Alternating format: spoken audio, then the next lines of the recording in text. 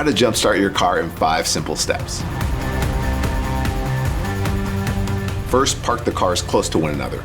Make sure both vehicles are off. Pop the hood on each and locate the batteries.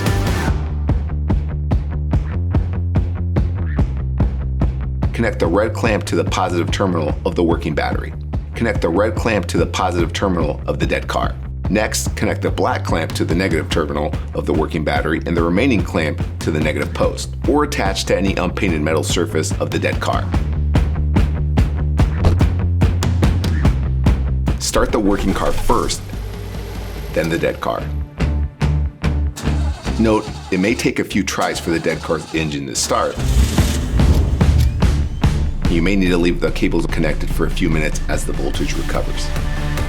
Remove the cables in the reverse order of how you attach them. Black from the negative post or metal surface, then black from negative terminal of the working battery. Red from the working battery, then red from the revived battery. Let the revived car run for several minutes or drive for at least 15 minutes. This gives the battery time to recharge. Need jumper cables or a new battery? Stop by Batteries Plus and consider investing in a jump pack in case you need a jump and another driver isn't available.